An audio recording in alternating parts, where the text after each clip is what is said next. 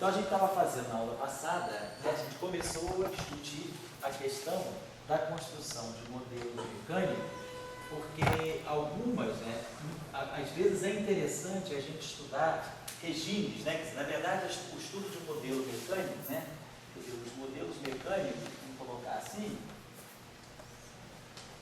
eles estão ligados, quer dizer, na verdade eles correspondem, né, a regimes, né, especiais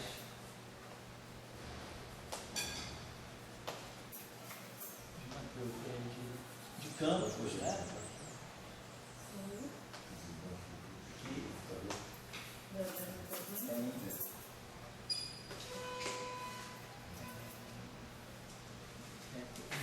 campos que apresentam, né,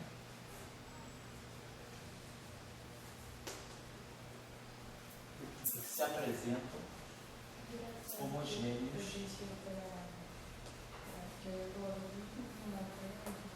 no espaço.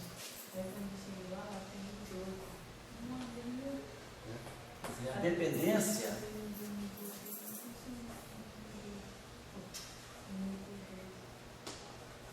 é apenas em T.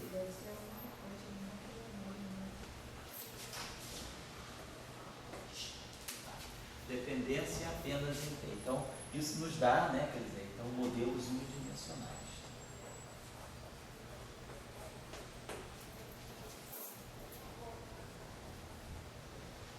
Então, os modelos são unidimensionais. Então, é isso que dá para nós a característica de um modelo mecânico, né? Quer dizer, o campo, o campo em geral, né, ele é um objeto, né, que depende de T e de X. E agora, né, na redução mecânica, né, ele vai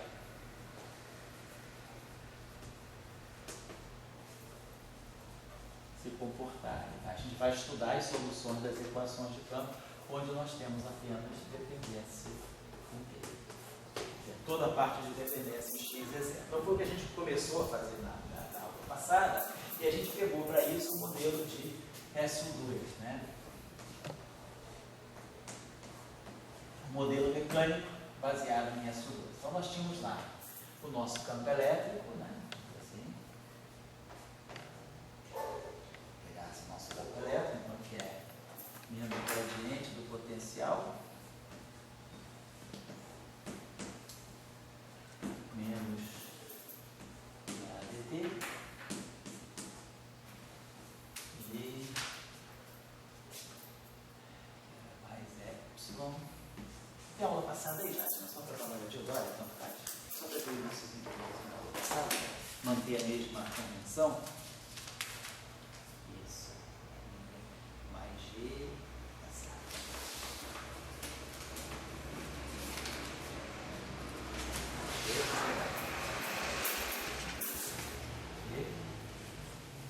epsilon, DC, Z,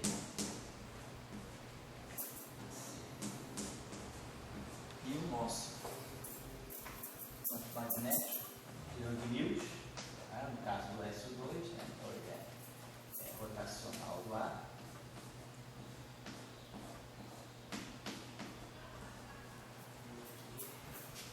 Mais um meio,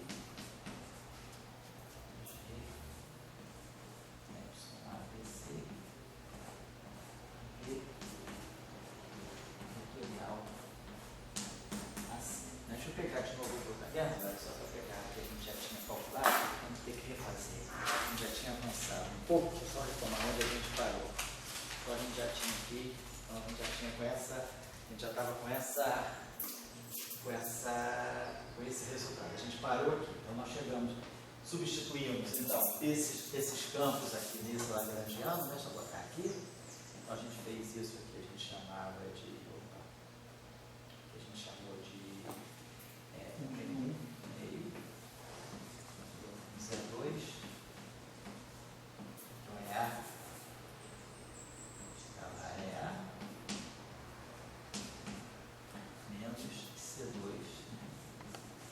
BA, escalar BA. Então esse aqui é o lagrangiano de Yang Mills para qualquer caso. No caso de SO2, os campos A e B são dados assim. E aí a gente deixou aqui um parâmetro Xi. A gente deixou, em vez de botar um C2, botou um parâmetro Xi. Se a gente quiser que o problema seja relativístico, a gente faz Xi igual a C. Então deixamos isso aí e chegamos, aí fizemos os cálculos algébricos e chegamos então que esse Lagrangiano aqui,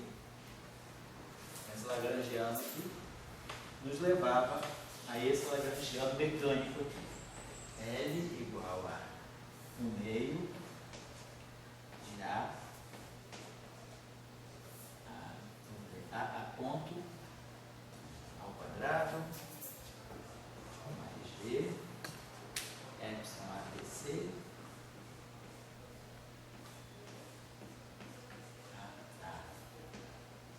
ponto escalar AD FC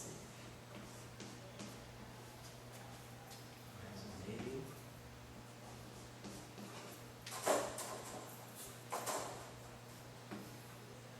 de G2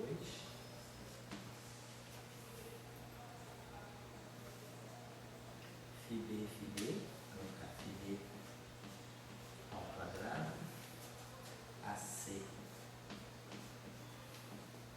ao quadrado, e aí menos FB, AD, escalar, FC, AC, assim, e depois o termo final, que era menos Xi sobre 2 G ao quadrado, AD ao quadrado, menos, posso botar aqui, FA ao quadrado, FB ao quadrado, eu posso botar FA,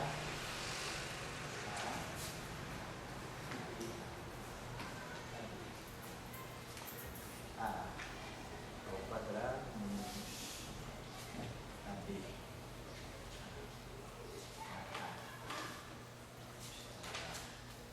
AB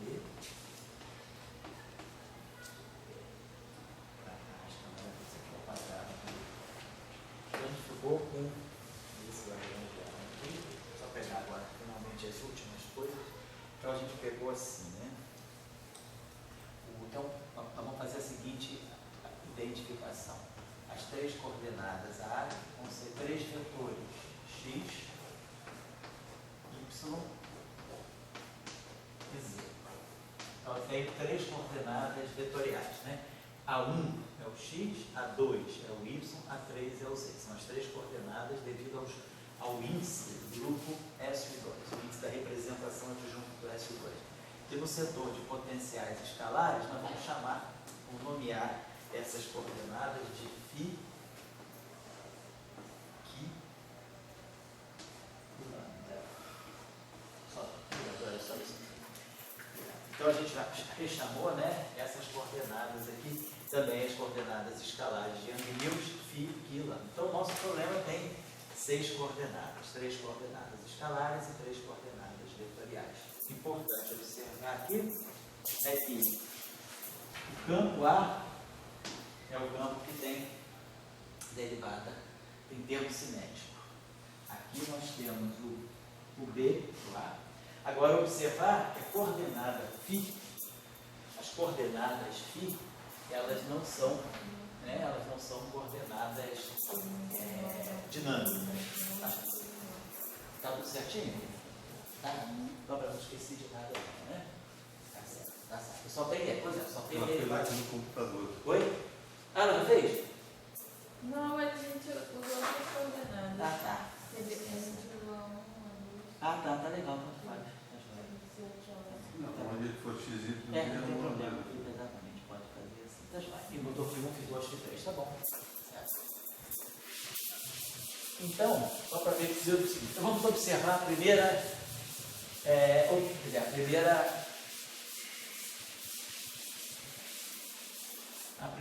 equação. Vamos pensar o seguinte, a gente vai tirar a equação de campo para φ e para A. lembrar para os pis e para o galho. Antes de fazer a substituição, vamos fazer o seguinte: vamos primeiro tirar as equações de campo e depois a gente substitui pelas coordenadas que a gente está fazendo. Então, se a gente observar... Mas só uma pergunta. Você partir do E, do B ou do F do I, é uma coisa? É não, não. A gente, então, quando o problema é um problema de campos, né, a gente tem dependência em T e em X, então a gente tem que fazer a variação. Quando a gente faz a variação do campo, a gente vai ganhar a equação com T e com X. Observe que o campo φ, ele não tem coordenada temporal, derivada temporal. Ele depende do tempo, mas ele aparece no lagrangiano sem uma derivada sequer. Então não tem velocidade associada à coordenada φ. Lá da mecânica, a gente lembra que a derivada do lagrangiano em relação à coordenada, quer dizer, a velocidade generalizada QI, nos dá os momentos, né, correspondentes àquele grau de liberdade, aquela coordenada generalizada. Então, isso aqui é a relação entre velocidade e momento. No caso do campo φ, a derivada em relação a φ, ponto, é zero. Nós não temos nenhuma dependência em φ ponto. Vamos tirar a equação de movimento, então, que vai ser uma equação de movimento algébrica. Nós não temos nenhuma dinâmica em relação ao... Então, vamos fazer a variação em relação ao φ. Vamos fazer, então, uma variação delta φA. E aí a gente vai ter, claro, o delta L, então essa variação delta φA, ela vai induzir uma variação no lagrangiano, né? E pelo princípio variacional, a gente vai querer que esse lagrangiano, né, tem uma ação mínima, princípio da mínima ação, então a gente vai tomar a variação do lagrangiano com a vida. Então aqui nós não temos... Aqui nós estamos variando em relação a φc. Então o primeiro termo vai ser G, epsilon, A, BC, AB, AB ponto, escalar A ponto, ponto, escalar AB. E aí, delta φc. Depois a gente acerta os índices, delta φc. Depois o segundo termo que tem variação em relação a φ, é esse termo aqui, que tem φ ao quadrado. Então esse termo aqui vai variar em relação a φ, vai produzir um fator 2, né? Você vai produzir mais g ao quadrado, φA, delta φA. Esse é o termo de variação em φ. φA, duas vezes, né? φA, delta φA, e o AB ao quadrado.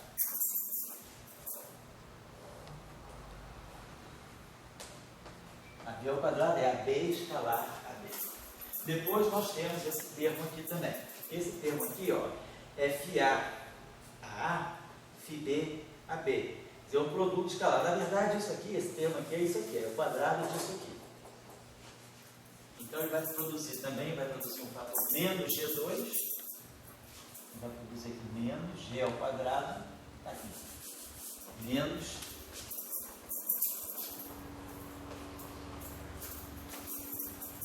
G ao quadrado, e aí vai produzir 2 com esse meio vai cancelar, menos G ao quadrado, φA a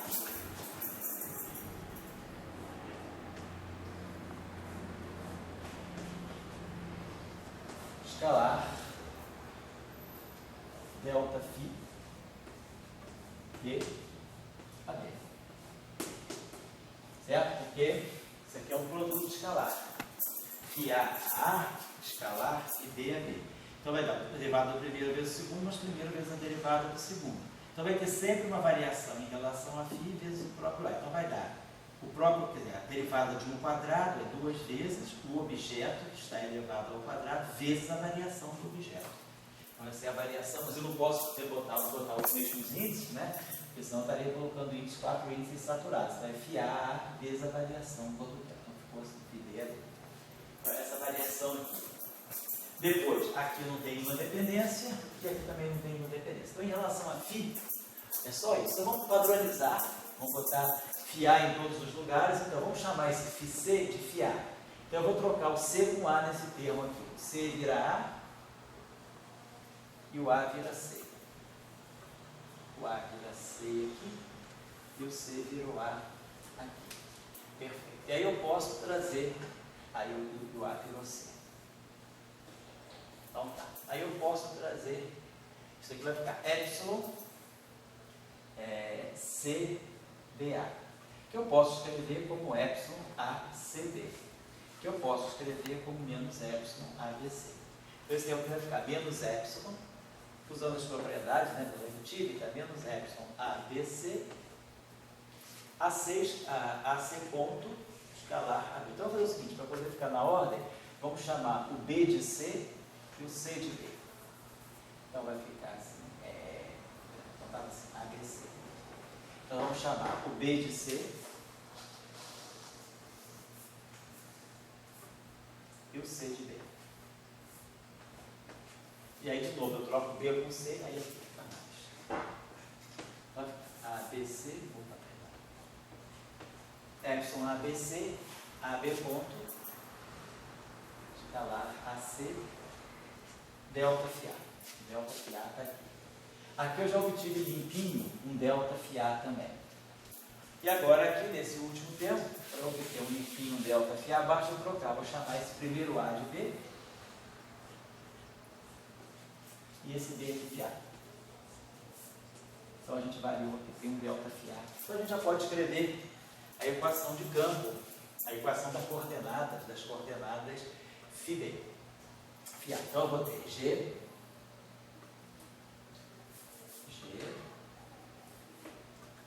epsilon ABC AB ponto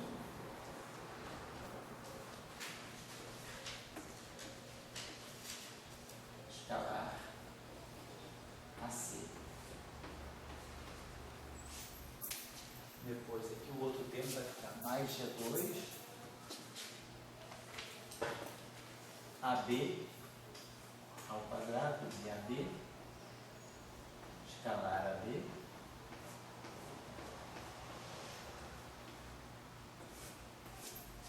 FA.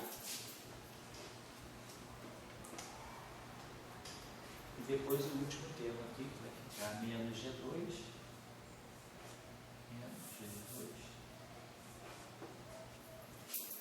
e aí vamos botar dessa forma, vai ficar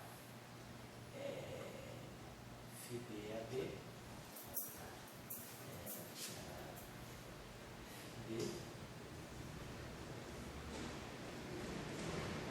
AB,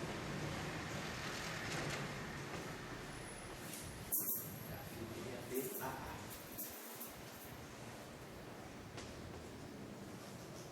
Igual assim. Então nós vamos ter essas três equações. Equação A igual a 1, A igual a 2, A igual a 3. Né? Tá certo. Vamos fazer o seguinte aqui. Isso, a gente pode, se quiser, multiplicar essa equação toda. Esse aqui é o produto, então tá, essa equação aqui tem alguma coisa estranha aqui, tá? Esse primeiro tempo aqui tem alguma coisa aqui, besteira. Isso aqui é um produto escalar. Isso aqui é um número. Tá certo. E aqui não, isso aqui é um produto escalar, tá certo. Não, tá certo. Isso aqui é um produto escalar, não estava pensando que tivesse dado um vetor. Então isso aqui é um produto escalar, tá certo. Tá joia. Não, até tem alguma coisa estranha aonde? Aqui tá certo, isso aqui é um escalar. Esse terceiro termo que está estranho. Porque isso aqui é um vetor ao quadrado. Então, quando eu fiz a variação dele, deu isso aqui, 2. Eu esqueci de botar aqui esse produto escalar aqui. Isso aqui é um vetor escalar. Por isso que eu esqueci. Isso aqui é um produto escalar. Então a equação está certa. A minha equação é uma equação escalar. Isso aqui é um escalar. Isso aqui é um escalar. E isso aqui é um escalar. Fica FB, AB, escalar, está certo. Tá certo. Então, vamos ver aqui uma coisinha. Vão ter termos aqui que, eventualmente, né, a gente poderia fazer uma contração, não sei se vai valer a pena, né? A gente fazer uma contra isso e essa equação, a gente já tem um produto multiplicar toda essa equação por φ, vai ficar φ ao quadrado aqui, não vai, acredito que não vai dar nada de novo. Então aqui a gente tem o seguinte, a gente tem uma relação, quer dizer, basicamente a ponto é o momento do campo B. Se eu derivar em relação à velocidade associada ao campo B, eu vou obter o A ponto, então está certo. Tá, então vamos deixar essa equação aqui. O que a gente vamos dizer? O que essa equação poderia estar nos dizendo? Ela fixa. Vamos ver se a gente tem esse iniciar livre. Eu poderia, se quisesse, eu poderia contrair essa equação aqui com fiar, não vai dar nada de novo. Então guardar essa equação aqui, vou só separar essa equação. Para a gente depois ver o que pode fazer com ela. Vamos tirar a equação. Então, eu só estou chamando a atenção que a gente tem um sistema agora, né? E o comportamento desse sistema. Dá licença aqui, que é o seguinte: vamos botar aqui, então nós vamos ter G, epsilon, ABC, AB ponto,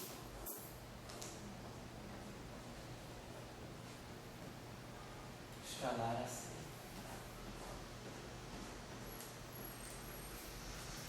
Mais G2,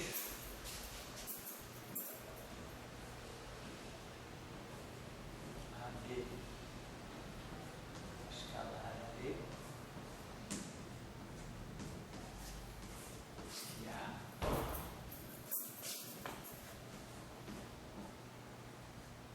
menos G2, e AB.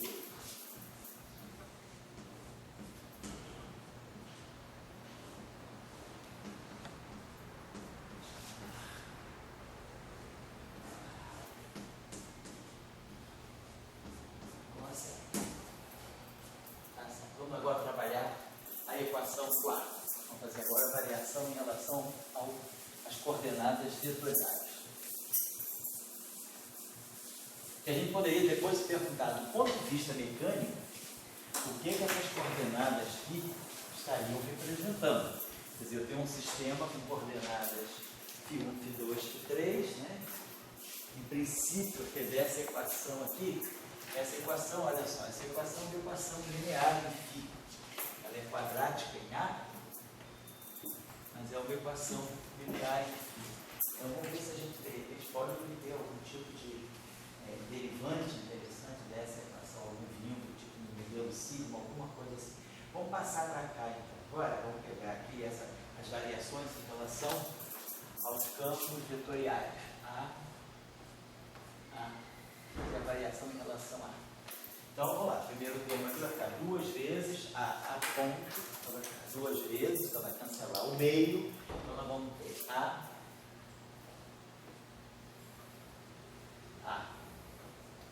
ponto, delta, a ponto. Escalar, né? Produto escalar, então vai ser duas vezes, primeiro e a variação do segundo, então produto escalar. Depois desse termo aqui, nós vamos poder fazer a variação aqui, então vai ficar mais epsilon, mais g, epsilon ABC, delta, a ponto, escalar, AB, e C. Agora, o outro termo que vem daqui também. Infelizmente, tem tudo quanto é esse ano, vai dar desse jeito. Mais G, epsilon ABC, A ponto, delta AB,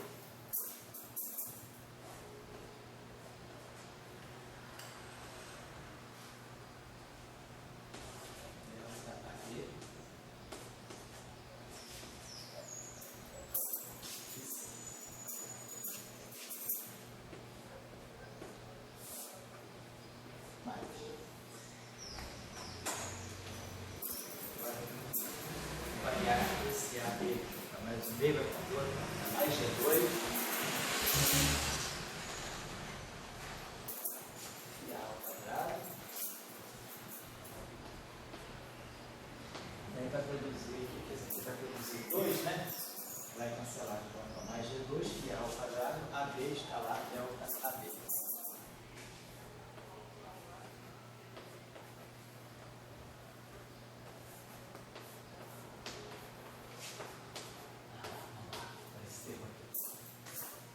Agora esse termo aqui também vai cancelar o fator 2, vai ficar menos G2.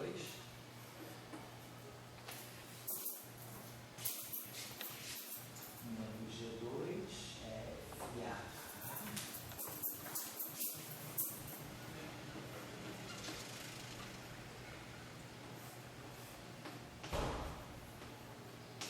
A variação disso, FD.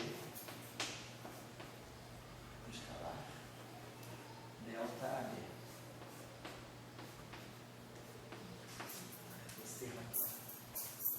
Agora esse termo aqui, menos que si sobre 2, vai cancelar o 2 aqui, então vai ficar menos que si. G2. Menos que si G2. A escalar delta A.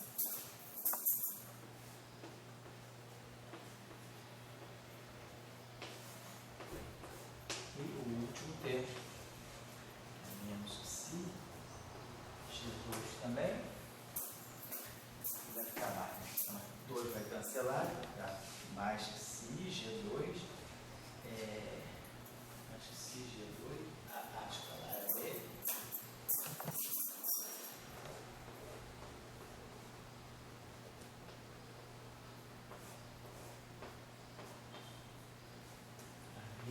E aí a variação vai ficar delta A. Aí eu vou ter que variar duas vezes esse objeto e a variação dele. Vai ficar delta desse vezes esse, mais esse vezes delta desse. Então vai ficar vezes delta AA. Escalar AB mais AA.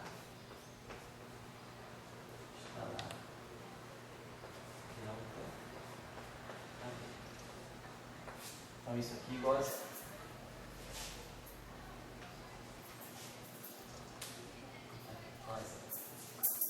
Muito bem, então vamos uniformizar botando. Aqui então esse primeiro termo a gente já está vendo. A gente precisa liberar aqui um delta A. Então truque de sempre, integra por partes do tempo. Aqui vai aparecer uma derivada segunda e aqui vai ficar um sinal menos. E aí sai essa derivada daqui. Então liberamos essa variação. Fizemos a integração do tempo, trouxe a derivada para cá com sinal menos. Tá? Esse aqui, a mesma coisa. Nós temos o delta AA aqui. Então nós vamos ter que integrar isso aqui no tempo. Então isso aqui vai produzir, vou apagar isso aqui, AB e C. Isso aqui vai produzir um DDT do AB e C. E aí vem com sinal menos, que foi uma integração por partes. Essa derivada temporal veio para cá. E aí a gente tira essa derivada temporal daqui.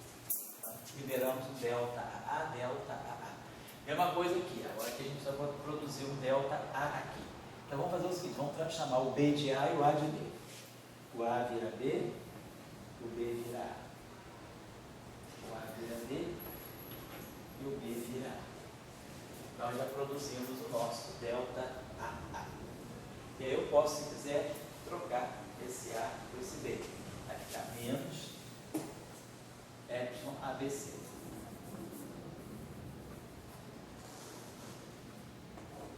Esse tá lá. Aqui é a mesma coisa, vou precisar fatorar. Então vamos chamar esse cara, esse A φA. φA vou chamar de φD. E o B aqui eu vou chamar de A. A gente já está produzindo delta φA, delta AA, delta AA, delta AA, delta AA. Vamos fazer a mesma coisa aqui eu vou precisar produzir um delta AA. Vamos chamar esse A de B. e esse B de A. Tentar produzir o delta A. E aí aqui, esse termo já tem um delta A atualmente.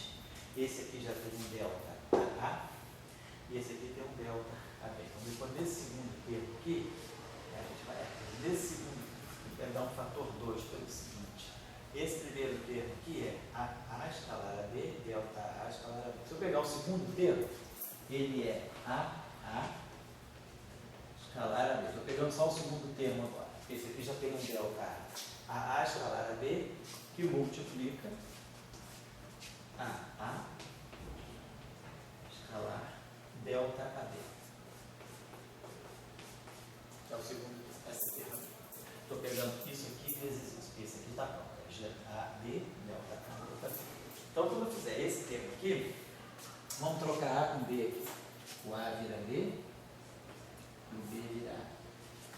O A vira B, e o B vira A. Então, esse termo ficou delta AA, AB. Vezes AB, AA, que é a mesma coisa que AA, AB. Então, esse segundo termo, eu posso esquecer e posso botar um fator 2 aqui na frente. Esse segundo termo aqui está saindo. E aí aqui vai aparecer um fator 2. Tá? Bom, então agora a gente pode tirar o delta A. Delta A sai daqui, delta A sai daqui. Isso vai ser uma equação vetorial. AA, dois pontos, aqui é um vetor AB, aí agora a mesma coisa, esse delta AA sai daqui, então vai ficar aqui uma equação em AB, uma equação em A, né? Vetor B. A mesma coisa aqui, o delta AA sai daqui, o delta AA sai daqui, só vamos enfiar.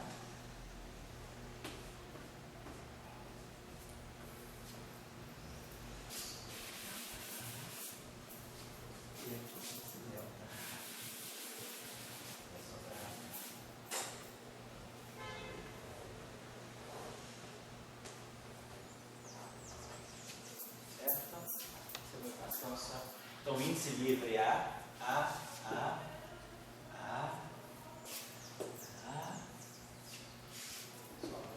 sobe um A. Tudo aqui igualzinho. Então, vamos organizar essa, só apagar essa aqui. E vamos organizar aquela nossa equação. Então, agora sim, essa equação é uma equação dinâmica. Então, a gente pode até multiplicá-la por menos 1, vai ficar mais aqui. Vai ficar mais aqui, vai ficar mais aqui, vai ficar menos aqui, aqui vai ficar mais, aqui vai ficar mais, e aqui vai ficar. Então a primeira equação vai ficar assim.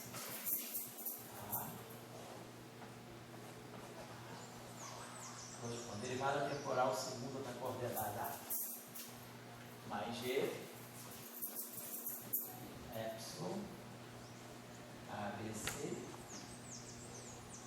derivada temporal do AB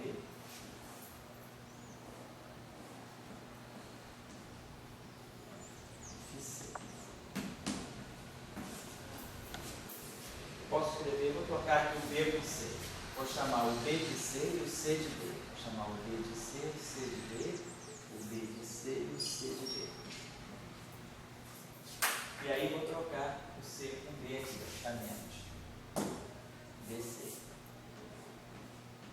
E aí vai ficar filé assim. Então vou botar o escalar na frente do vetor. É o escalar filé assim. Esse é o segundo termo.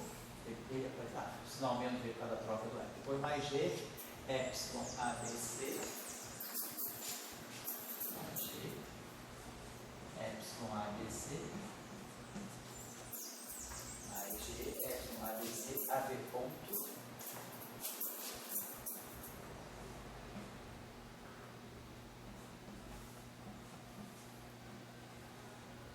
C, não é isso?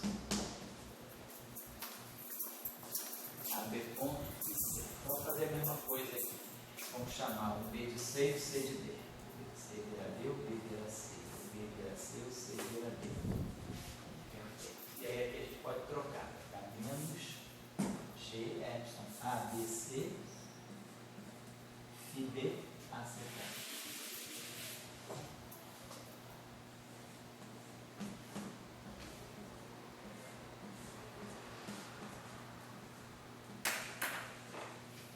Tá certo. Então aqui vai ficar epsilon, ABC, Φ, B, AC ponto. Então esses dois termos vão se juntar. E vai ter o tempo, vai ter o Φ ponto. Então vamos fazer o seguinte, aqui, olha só. Quando eu abrir essa derivada aqui, eu vou produzir um termo que vai ser φB AC ponto, que vai ser igual a esse termo. Então aqui vai ser o fator 2. E aí vai sobrar um outro termo que vai ser a derivada do φ. Então eu posso colocar aqui φB ponto AC. Vai ficar menos G, φB ponto AC. Só esses dois, esse termo aqui. Agora, esse termo aqui, menos G2, B ao quadrado,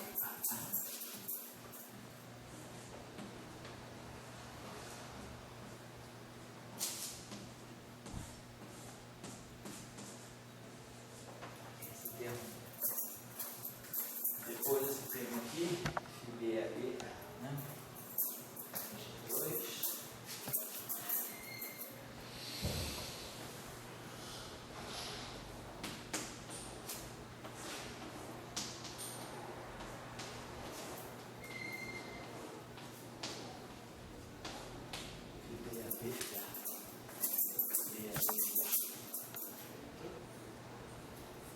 Acho que C2, acho que se G2 tá.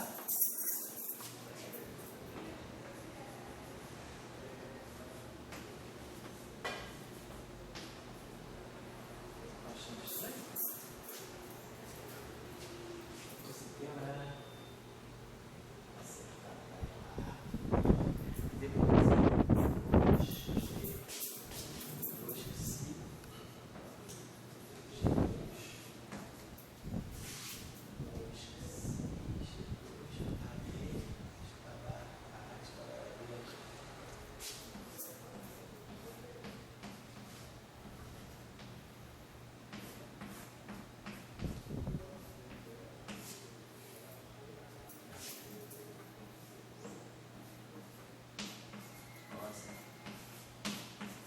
equação vetorial.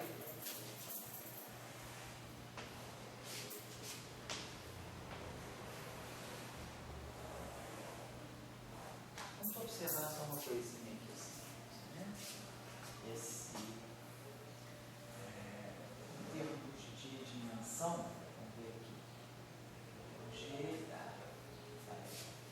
tudo aqui que o Xi é bem engraçado. O Xi nem aparece lá, o Xi vem só no termo do B. Tá certo? No B não tem fim. Tá, então nós ficamos com essas equações aqui. Tá. O que a gente pode. Então, essa equação vai ser válida, por exemplo, para cada. Se você tiver alguma informação da primeira que a gente. Eu estou vendo o seguinte, oi? Botar assim o A. Em evidência. Mas aí o A está muito misturado, porque aqui mistura todas as componentes dele. Poderia colocar assim, pode escrever uma equação tipo matricial, mas ela vai depender dos campos, né? Isso não é uma boa coisa. Estou tentando ver, Dória, se a gente pode iterar alguma informação da primeira para a segunda, por exemplo, tem algum termo, aqui esse termo aqui da primeira, FB, AB, mas aqui é A, se é um termo desse tipo, um termo um termo que tem A ao quadrado, por exemplo, esse termo aqui, o termo linear, né? Então, parece uma coisinha, esse termo aqui vai se misturar, não, que aqui tem um FB ao quadrado, certo? Eu queria ver se a gente podia usar alguma informação da primeira na segunda. Aqui a gente pode pensar o seguinte, esse termo aqui,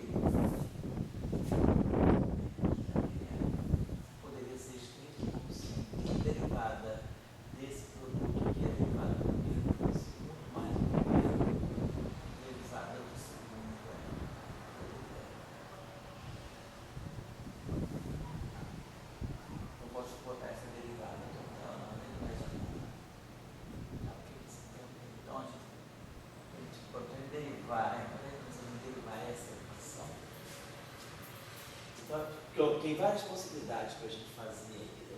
Claro, certamente a gente vai precisar, talvez, olhar uma solução numérica disso, para ver o comportamento dessas soluções. Mas eu queria ver se a gente ainda consegue simplificar um pouquinho. Então, quer dizer, a gente está diante de um modelo mecânico, né, que tem simetria SO2. Tá? Então, tá bom. A gente teria que, vamos ver assim, você tem a primeira equação, por exemplo, né, era uma equação escalar. Tá certo? Então, se eu, por exemplo, iterasse a primeira equação vezes o certo de A, eu poderia produzir, se eu multiplicar a primeira equação por A, eu vou produzir aqui o termo que vai ser φ a φb a B. Tá certo? Porque se eu vou produzir um termo que tenha dois φ's e dois A's.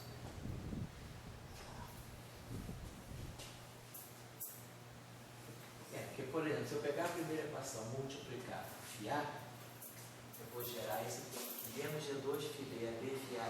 E se eu pegar essa equação e fizer um produto escalar por A, eu vou produzir aqui φA a φB a B, que na verdade seria um termo igual a esse. Tá? Se eu multiplicar essa equação aqui por φA, certo? Depois eu vou multiplicar essa equação aqui por AA. Então aqui eu vou multiplicar por um φA e eventualmente essa equação aqui é que vou multiplicar por um A. Então tá, multiplicar, vou deixar isso aqui. Se eu multiplicar, fizer um produto escalar com AA, provavelmente esse termo vai a zero, depois a gente vai trocar de simetria em simetria. Se eu multiplicar por AA, esse termo aqui fica. Se eu fizer um produto escalar com AA, esse termo aqui do esse termo aqui tem esse termo aqui vai produzir 1 a 2 e esse termo aqui vai produzir A para C. Então, se a gente multiplicar a primeira equação, esse pode dar alguma coisa, porque a primeira equação, se eu multiplicar por um φ, eu tenho algum termo aqui embaixo que tem epsilon A, se eu multiplicar a primeira equação por um φ, vou produzir alguma coisa parecida com essa aqui. E aqui, vou multiplicar essa por A, isso aqui vai cancelar. Se eu multiplicar essa aqui por φA e essa aqui por A, G, epsilon DC, eu vou produzir 2 A's. Isso aqui eu vou produzir pode ser que tenha alguma. Se eu for fazer a seguinte manipulação, vamos ver se vai valer. Porque, digamos, a gente está diante dessa, o que a gente pode fazer agora? Pegar cada coordenada, quer dizer, abrir essas equações. A primeira equação vai dar 3 equações, vai ficar A igual a 1. Então, a primeira equação faz A igual a 1, A igual a 2, A igual a 3. E a segunda equação faz A igual a 1, A igual a 2, A igual a 3. Tá certo? Eu tenho que fazer isso. Por exemplo, vamos perguntar uma coisa a nós mesmos. Será que uma solução com todos os φ igual a zero seria a solução? Se todos os φ, vamos dizer que a gente gerasse todos os φ e φ igual a zero. Φ igual a zero aqui, φ igual a zero aqui, eu ganho essa condição. Φ igual a zero aqui, φ igual a zero, φ igual a zero, φ igual a zero. Aí aqui sobra. Então, uma pergunta que a gente pode fazer. Será que esse sistema teria soluções para φ igual a zero, para soluções diferenciadas? Todos os φ iguais a zero e o A não zero. Ou todos os A's iguais a zero e o φ não zero. Por exemplo, analisar essas condições. Observe o seguinte, vamos observar. Então, nós estamos diante de um vortex. É um sistema mecânico. Nós temos um sistema mecânico com derivadas seguintes. Né? Então, quer dizer, aqui basicamente a gente tem a aceleração daquelas coordenadas que nós estamos chamando de x, y, z grande. Né? Ficaria x pontos, x2 pontos, depois ficaria y2 pontos, z2 pontos. Então, nós temos uma equação de aceleração aqui. Aqui, nós teríamos uma força dependente, né, vamos dizer, da velocidade desse D aqui, tá? Desse φ aqui, tá certo? E aqui seriam, todos esses termos aqui seriam termos tipo potenciais, né? A gente não tem derivada temporal. E na primeira equação, tá? A gente não tem uma equação com derivada, a gente tem uma equação só com derivada sinusoide. só que a derivada do primeiro. Então a gente poderia fazer o teste. Então, vamos ver, então eu vou perguntar, será que a gente teria solução? Porque eu estou pensando assim, condições iniciais. Então o nosso problema é um problema que eu teria que dar as condições iniciais, né, para os FIIs. E, por exemplo, nós não temos uma equação, os nossos FIIs não têm equação, não tem dependência da velocidade ao segundo. O máximo que aparece aqui é a derivada primeira. Então, provavelmente, eu daria condições iniciais apenas os FIIs no tempo t igual a zero.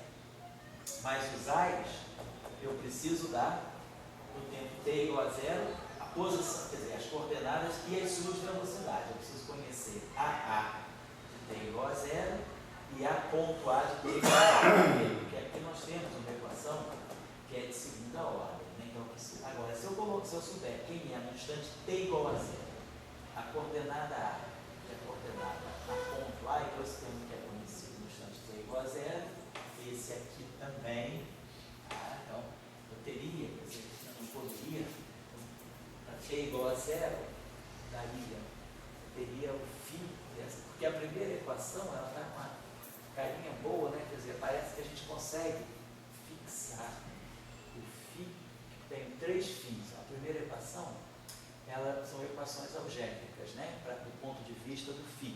Ela é linear em φ aqui e é linear em φ aqui. Então eu tenho um sistema, tem φ1, φ2, φ3. E tem 3 equações, φ1, φ2, e tem 3 equações para A igual a 1, A igual a 2, A igual a 3, e tem 3 variáveis, φ1, φ2, φ3. Então essa equação é uma equação algébrica para os φ's. Então eu poderia pensar aqui o seguinte, olha só, vamos pensar aqui uma coisa que o Dória falou. Por exemplo, vamos tentar fatorar o φ aqui. Vamos escrever a primeira equação assim. G, epsilon, ABC, AB ponto. Então vamos fazer essa fatoração. AB ponto escalar AC. Então isso aqui é um termo homogêneo. Vamos pegar esse termo aqui e fatorar esse φ aqui. Então eu vou produzir um termo agora, que vai ser assim, mais G2 AB ao quadrado.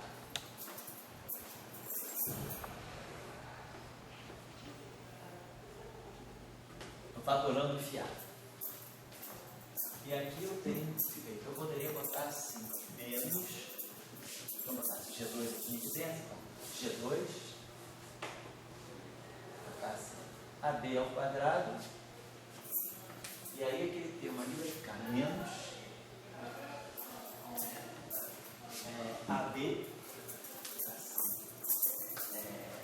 assim, poderia colocar assim, aqui é AB, assim, botar assim, vamos chamar isso aqui de uma C ao quadrado, e botaria aqui delta de AB, menos, fatorar esse φb aqui. Então eu botaria aqui, chamaria esse, poderia chamar esse ponto aqui, porque esse carinha aqui é FA, quer dizer, esse termo aqui eu posso escrever assim, ó, φb, deixa eu só colocar assim, φb, A. Vamos pegar as componentes do A, as componentes espaciais, AI, ou então é AB, ou então é AI, componente espacial B, AI, componente espacial A. Certo? Isso aqui é o produto escalar, é φb e o produto escalar, a iésima componente daqui com a iésima componente daqui. Então, esse II é o produto escalar. Por que eu estou fazendo isso? A gente quer ver se fatora um φ, tá certo? Então, se eu fatorar esse φ aqui, eu vou, aí esse índice aqui é o índice livre A, tá certo? Então, a minha equação, vamos dizer, vai ser esse índice livre A. Aqui, se eu colocar delta AB φb, isso aqui me dá esse φA. E aqui eu colocaria esse, exatamente, colocaria esse D aqui. Então ficaria assim, menos A. A, que é esse termo aqui. A e B.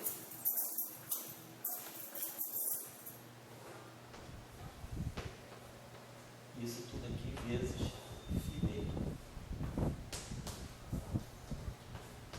Porque ficaria assim, vamos ver se eu não fiz besteira. Então, esse primeiro termo tem que iniciar limpo. Essa equação tem que ter iniciar limpo. Esse segundo termo aqui, o delta AB vezes o FB, me produz esse FA, que vai ficar AB, que eu chamei de AC ao quadrado. Então, isso aqui é o produto escalar de A com A mesmo. Esse aqui é um número em si. E AB está só sobra o FA. Então, eu botei delta AB FB. Então, isso aqui vai me dar no final do dia FA vezes esse AC ao quadrado. E AC ao quadrado ele vai multiplicar B ao quadrado, que é o índice saturado. Aí esse termo aqui, nós escrevemos sobre a fórmula do produto escalar. Menos G2, FB, aí, quer dizer, claro, isso aqui é óbvio, né? Na verdade, eu posso, isso aqui é um escalar. O escalar, eu posso tirar daqui e botar aqui, botar assim. Isso aqui é a mesma coisa que AB escalar A vezes FB. Então, o escalar, ele sai do vetor à vontade. Quer dizer, o produto, na verdade, é o produto escalar entre os dois vetores, né? FB, AB, escalar A. Que é isso aqui que a gente tinha feito. É FB, A, I, B, quer dizer, a componente I espacial, quer dizer, a X, a Y, a Z, e aí aqui o I. Então, por exemplo, quando eu tiro esse FB, eu vou produzir aqui, na verdade, um produto escalar de A com B. Então, isso aqui, na verdade, é A escalar. Isso que está aqui, na verdade, ficou assim, AA. Escalar AB. Certo? Então, se a gente observar bem, eu posso passar esse termo para o lado de lá, então vou botar um sinal menos aqui. Opa, dizer que isso aqui. Isso aqui é igual a isso aqui.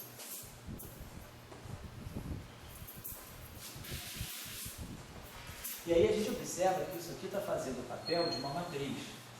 Isso aqui é uma matriz MAB, claro, que é construída em termos do vetor A. É uma matriz que depende de A. Mas, vamos dizer, se essa matriz aqui é inversível, né, por exemplo, se ela tem determinante diferente de zero, eu posso inverter essa equação, eu posso calcular φ, né? Porque na verdade isso é uma equação matricial. Isso aqui vai funcionar como se isso aqui é um vetor, né? Do ponto de vista do A, isso aqui é uma equação vetorial, como se eu tivesse um vetor assim, YA, vou chamar uma coordenada, sei lá, genérica, né? Um vetor VA, do lado esquerdo é um vetor VA.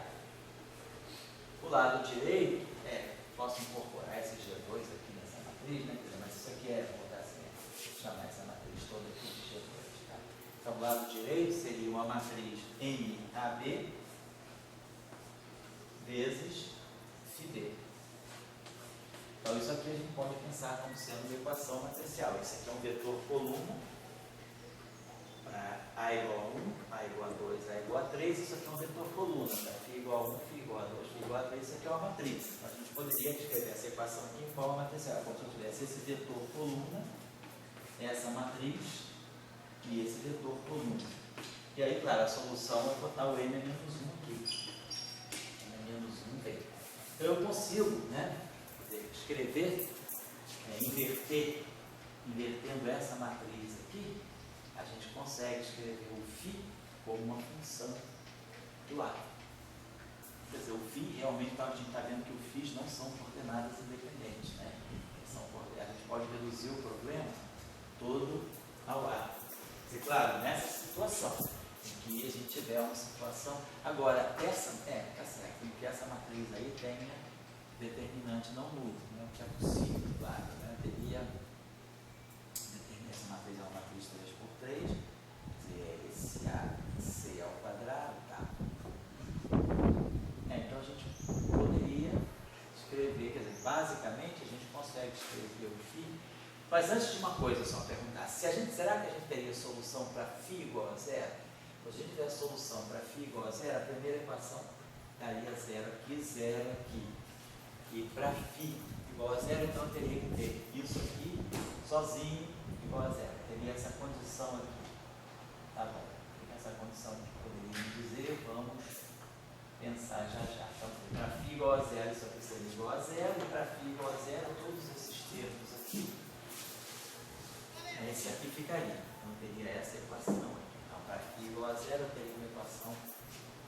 Tá, teria que resolver. Aí, será que aquela. Então, a pergunta é: aquela condição lá, aquele vínculo lá, seria compatível com essa equação? Né? Se a gente pegasse aquela equação lá em cima, tá? A gente pode ver se tira alguma condição. Se a gente fizer φ igual a zero, a solução. Né? A pergunta é: se φ igual a zero é a solução do problema? É o ponto a se perguntar. Tá? Então, se eu pegasse φ igual a zero, aquela condição lá em cima, eu deveria poder usar aqui embaixo, né? Aquela condição reduzida naquele. Se eu derivo, por exemplo, a primeira equação, aquela equação. Mas se eu derivar essa equação aqui, só vou dizer que φ seja igual a zero, só que eu estou misturando as coisas um pouquinho. Antes de ir avante ali, de ir adiante ali, vamos nos perguntar se φ igual a zero seria a solução desse sistema. Então, se φ é igual a zero, a gente tem que a nossa primeira equação se simplifica muito. Ela fica simplesmente isso aqui. Aí a gente pode pegar G, epsilon, ABC, AB ponto, AC igual a zero. Então a gente vai ter o G, já que isso tudo aqui é igual a zero, eu posso esquecer o G. E aí eu teria essa condição aqui, epsilon, ABC, AB ponto, escalar AC. Isso igual a zero. Aí eu tiraria isso, vamos derivar essa equação em relação ao tempo. Então isso aqui me daria epsilon ABC, AB dois pontos, escalar AC, mais epsilon ABC, AB ponto, escalar AC ponto. Isso igual a zero. Então, a primeira solução, se φ igual a zero, a gente ganha essa equação. E aí, ganhando essa equação, eu posso derivar essa equação em relação ao tempo. Só que esse termo aqui é zero. Porque esse termo aqui é simétrico em BC, que tem derivada aqui, tem derivada aqui. Então, nesse terminho aqui, se eu trocar B com C, esse termo não muda, ele é simétrico. Então, se isso é simétrico e isso é antissimétrico, esse termo aqui vai a zero. Então, se eu estou fazendo essa alteração.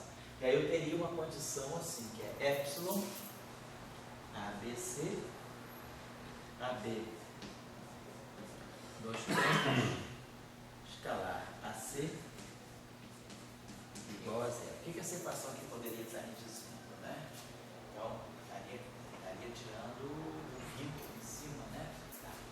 Dessas acelerações. Então, por exemplo, será que eu poderia usar aquela condição lá, aquela equação que ela tem derivada segunda? Isso. Então, se eu levar essa informação, quer dizer, essa equação está me dando uma informação interessante. Quer dizer, se eu pegar epsilon igual a 1, então eu vou ter 2, 3, menos 3, 2, epsilon igual a 2, eu vou ter 1 para 0. Então, essa é a questão. Então, aí, se eu fizer isso, tá, eu vou fazer φ igual a 0, na segunda equação, gera esses três termos iguais a 0, e fico com aqueles termos aqui. Quanto esse vínculo aqui pode me ajudar nessa equação? Então, não é imediato, né? Mas aí fica a pergunta se é possível. Então, deixo como tarefa para ir mais avante, não é uma coisa imediata. Tarefa de ir, mas eu estou dando essa informação, por exemplo, pode ser útil para essa análise usar essa condição, no caso de φ ser igual a zero, usar essa condição, que aí essa condição cai nessa, que é essa aqui, e aí se a gente usa essa condição aqui, botando claro, φ igual a zero. Então, a tarefa que eu estou deixando é perguntar se φ igual a zero é solução. Se φ a igual a zero, fornece alguma solução. Fornece alguma solução, fornece soluções, que eu vou ter equações para só cruzar, soluções compatíveis. Ou soluções não triviais. A pergunta que nós estamos nos fazendo é isso, né? Se a gente pode ter solução para o regime do φ igual a zero. Então, perfeito. Tarefa. A outra que a gente pode perguntar, e se o A for igual a zero? Se o A for igual a zero, a primeira equação toda é igual a zero. E a segunda equação também toda é igual a zero. Então, quer dizer, A igual a zero é uma solução trivial. Ela zera os dois conjuntos de equação. Então, eu posso ter que φ, vocês veem que o φ é bem genérico. Mesmo que os φs não sejam zero, A igual a zero é a solução. Então, se eu zerar os três A's, eu tenho zero igual a zero dos dois lados. Então, quer dizer, uma solução possível é ter A igual a zero, mas os φs diferentes de zero. Tá certo. Agora, φ igual a zero e A diferente de zero é uma outra questão, que é justamente a nossa tarefa ali. E aí, aquela condição, agora, trabalhando num caso geral, né, a gente já observando que esse sistema é tal, né, provavelmente eu posso, quer dizer, parece que, pelo menos aqui, se o determinante dessa matriz, quer dizer, se eu tiver soluções tais, que esse determinante seja diferente de zero, então, se o determinante de AD é diferente de zero, então, se eu tiver soluções tais, que essa composição que seja diferente, que o determinante seja diferente de zero, eu posso inverter esse sistema. E aí, claro, eu vou poder expressar os meus campos φ em termos do A. Claro, com esse inverso aqui, com essa matriz inversa aqui. Então, isso mostra que os φs realmente são coordenadas de natureza auxiliar. Elas não são coordenadas físicas, elas podem ser eliminadas, né, em favor de A. Esse é um ponto. E agora, outro ponto que eu acho que seria interessante de talvez a gente analisar aí, vamos lá, a gente pode fazer, iterar essas equações de várias maneiras, né? Tá bom. Se na primeira equação, por exemplo, eu multiplico, como a gente estava falando, a gente multiplica a primeira equação por um φA, a gente vai gerar φA ao quadrado, a φ ao quadrado. E aqui dá. Isso eu multiplico a segunda equação. Então, a primeira equação eu vou multiplicar por φA. E aí eu vou produzir φD. Se a segunda equação eu multiplico por A, vamos fazer essa interação. Então, vamos só organizar. Porque eu estou só querendo trabalhar um pouquinho isso com vocês para só fazer se tem alguma característica que é interessante, mas eu queria depois eu vou deixar uma coisa mais interessante sobre esse sistema, que é uma questão não banal, que é a questão do caos, né? Verificar que tem regime caótico, eu vou explicar o que é isso. Então, por exemplo, a primeira tarefa é essa, verificar se todos os φs iguais a zero dão alguma solução não trivial. Então, a gente já encaminhei para ver como é que a gente pode ir. Segundo caso, segunda observação que a gente fez, no caso de ter soluções tais que esse determinante aqui não seja zero, eu consigo inverter φ em função dos vezes. Claro, é só inverter essa matriz aqui, que não é uma tarefa difícil, né? Eu tenho uma matriz com essa estrutura, né? Uma matriz simétrica, né? Com essa estrutura, tipo assim, esse A ao quadrado, eu teria essa matriz aqui, esse A ao quadrado. Aqui a matriz identidade, e aqui a matriz identidade, e aqui essa matriz aqui formada, né, por AB. Essa matriz aqui, a escalar A. Então, essa matriz aqui é fácil da gente ver no meio, então a coisa sai bastante rápido. Aí eu poderia escrever o φ em função dos A. Então, essa equação aqui está mostrando que φ, os φs, né, os φs podem ser eliminados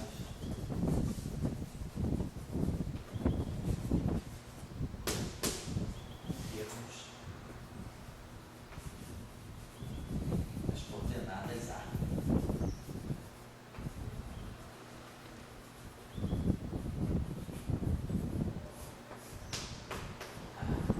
Os fiais, né? Os fiais podem ser eliminados em termos das coordenadas A. Então, isso é uma observação. Então, esse é outro ponto. Agora, vamos fazer um operação aqui nesse sistema seria a seguinte, tá bom? Para isso eu vou precisar manipular um pouco de vou apagar essa máquina.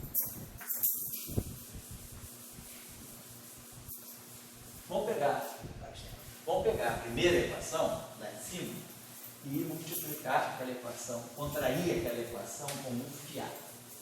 Vamos pegar essa equação aqui e vou colocar um fiado. Então, o primeiro termo vai ficar G por todos os lados, tá? G. Então, vamos tirar esse G daqui. Aqui tira esse G2 e aqui tira esse G2.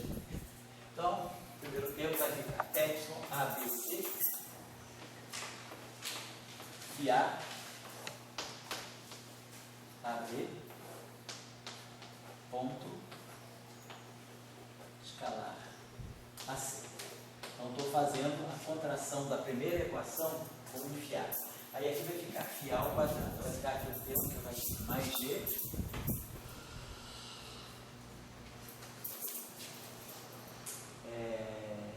vai ser mais G AB ao quadrado, fiar ao quadrado. AB escalar AB, então vamos botar AA ao quadrado, FB ao quadrado.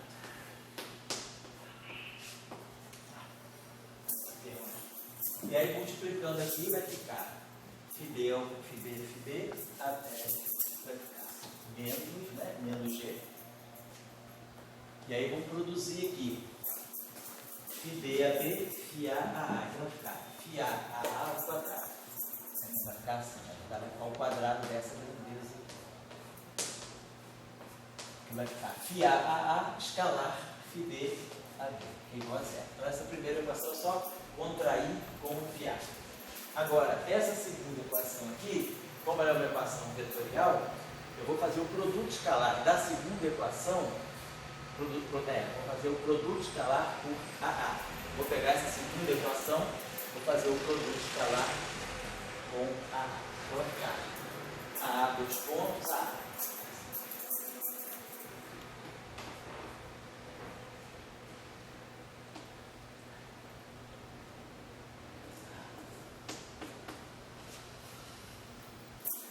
Aí esse termo aqui, quando eu fizer o produto escalar, vou multiplicar isso aqui, escalar AC. Mas AC escalar AA é simétrico em AC. E esse objeto aqui, eu posso trazer esse C para cá, é antissimétrico em AC.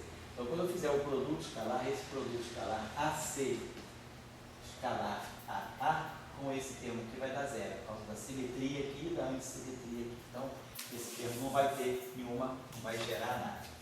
Aí aqui eu vou multiplicar esse termo aqui por AA. Vai ficar menos 2G. O termo sobrevive. Menos 2G. Epsilon ABC. Menos 2G, Epsilon ABC. E aí vai ficar FB AC ponto. Ou vai ficar, podemos escrever assim. A escalar AC ponto.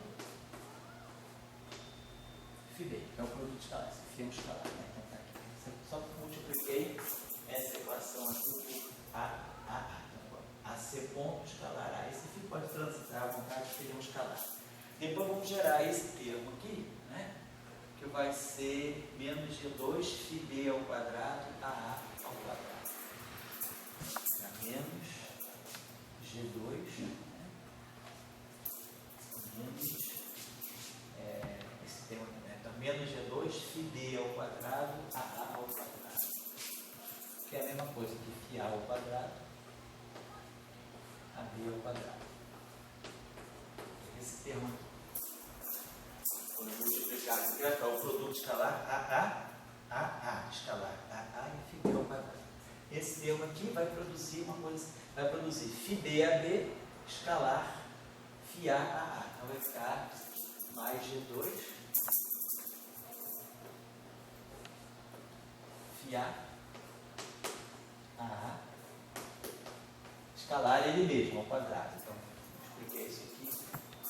Esse termo aqui. Depois esse termo aqui vai ficar mais G2 AA ao quadrado.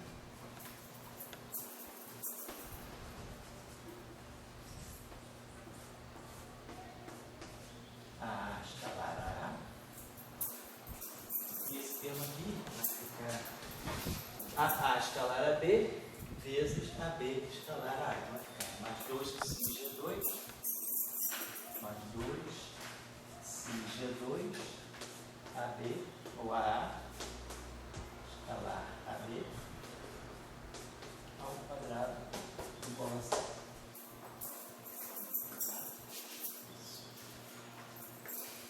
Perfeito. Então,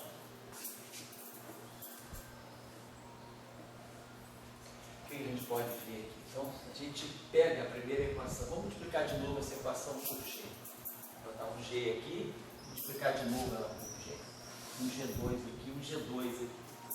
Então, esse termo aqui é igual a esse. E esse aqui é igual a esse. Então, por exemplo, se eu somo essas duas equações, né?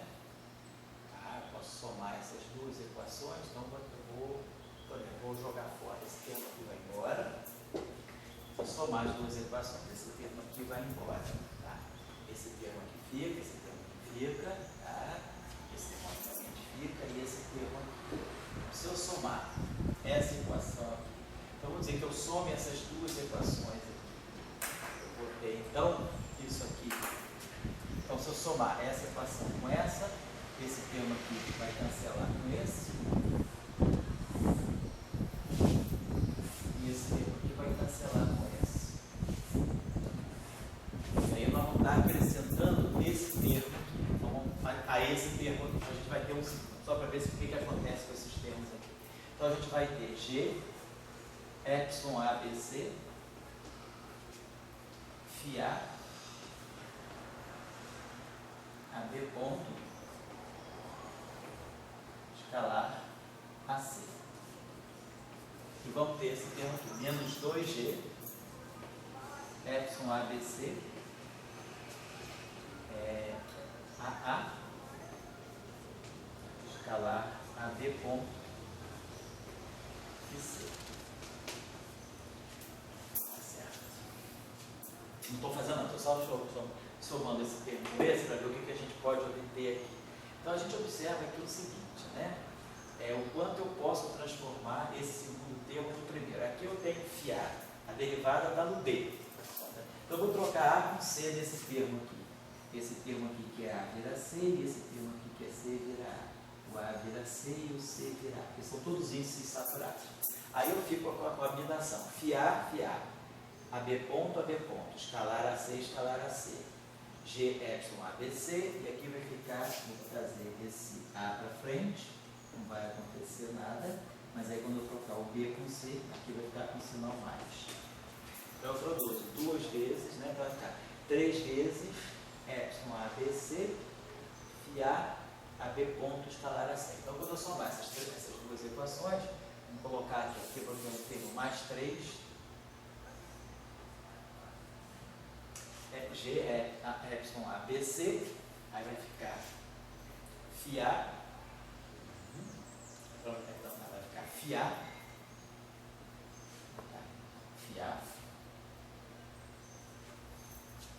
AB ponto AC. Transformei tudo nesse termo. E aí é só botar o φA epsilon ABC,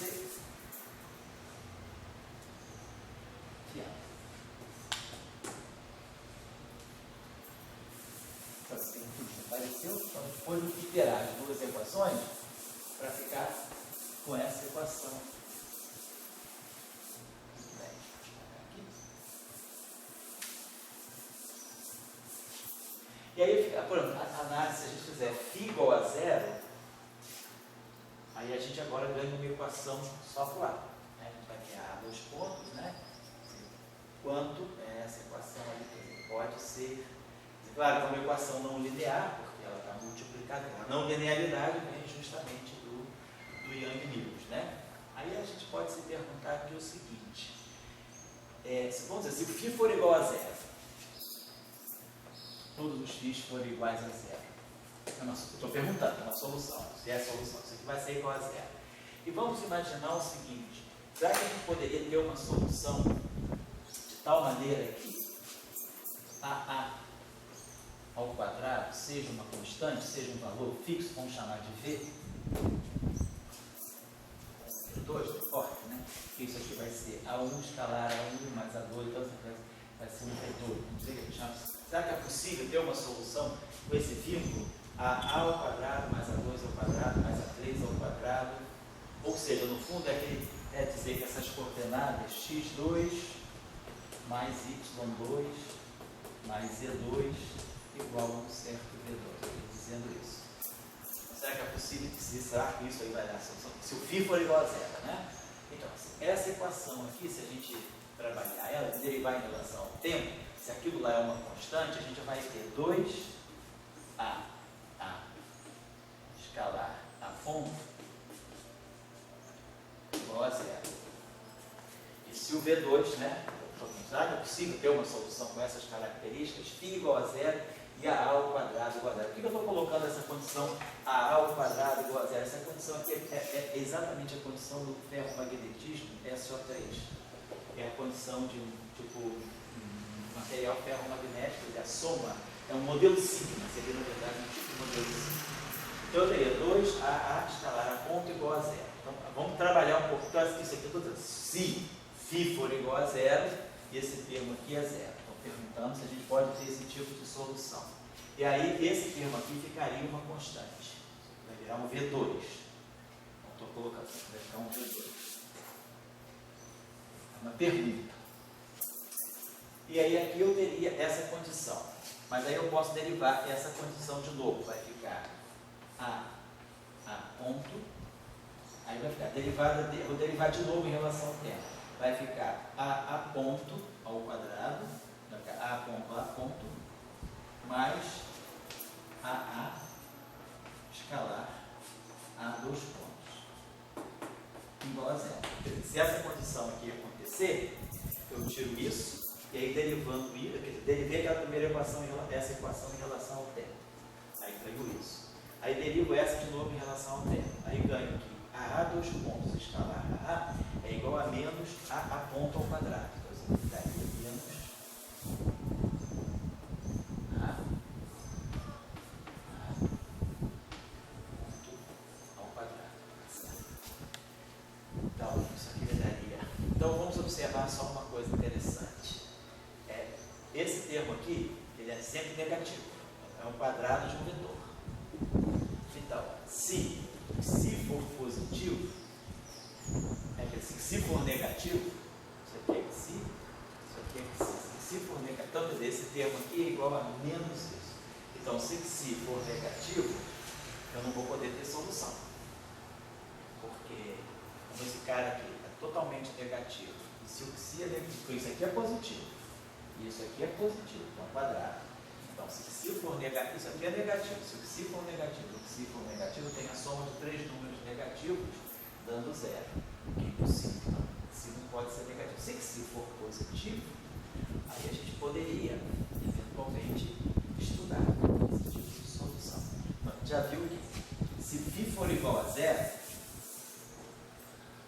a gente pode, eventualmente, ter essa solução. A gente poderia ter, eventualmente, essa solução se o psi for positivo. Então, essa suposição, suponhamos que essa solução, junto com essa solução com psi positivo, me dá menos isso igual a menos isso. Então, vai me dar que isso aqui ao quadrado é igual a isso. Então, a gente ficaria diante dessa solução. Pergunta, eu acho que aí o Bacon pode resolver isso muito bem.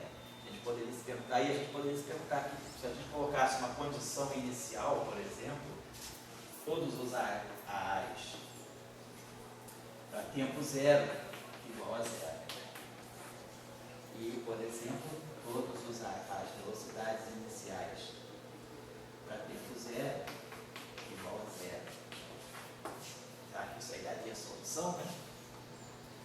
Esse termo aqui é uma constante.